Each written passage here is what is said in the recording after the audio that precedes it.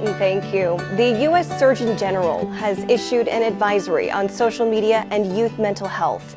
The urgent public health issue has opened up the conversation as to just how dangerous social media can be for children and teens. Here with us to talk about the issue is Mike Wade. Mike is the coordinator of community wellness and outreach with the New River Valley Community Services. Mike, thanks so much for being here with us. Always great to be here. Yeah, so this is a big, serious issue.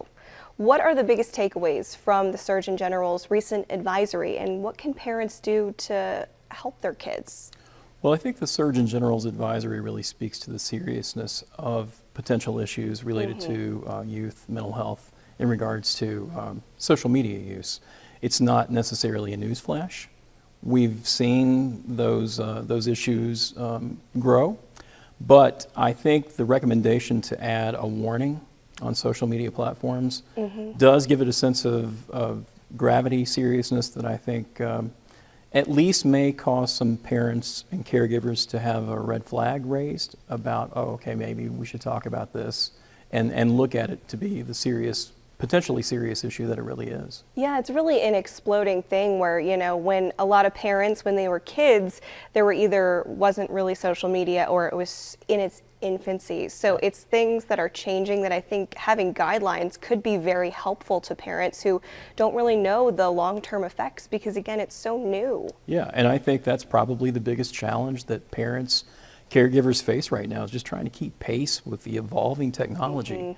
I mean, we are living in a time where it's really staggering to think about how we've seen technology progress and the constant onslaught of new apps, new social media platforms. It's a lot to keep up with, but parents, caregivers can't just throw their hands up in the air and say, oh, this is too much for me. They really have to dig in and have serious conversations with their young people.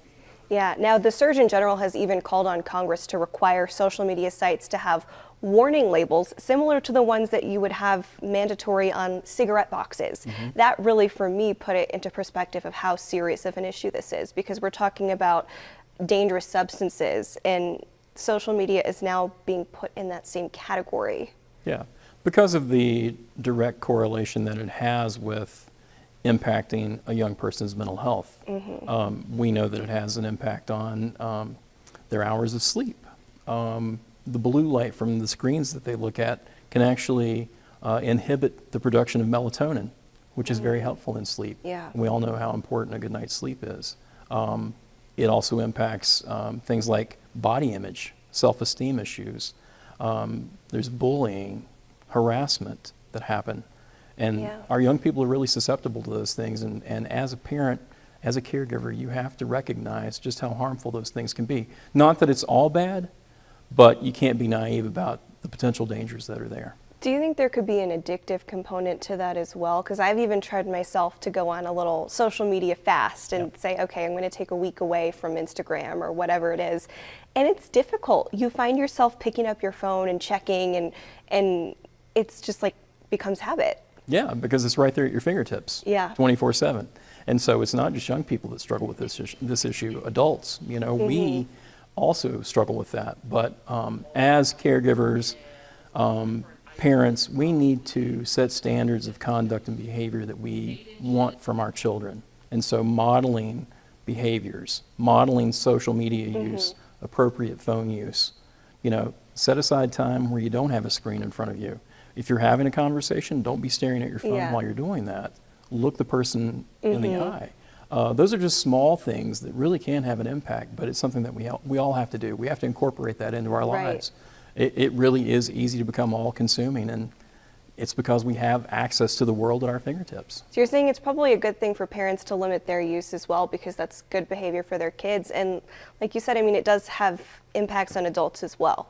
Yes, there are other things that we can do besides look at our phones. Yeah. Plenty of options. Especially in the summer when we have nice weather. Right. Okay, so we've seen a lot of negative. Are there any benefits from social media for the younger generation? Well, I think it's a great way to build community.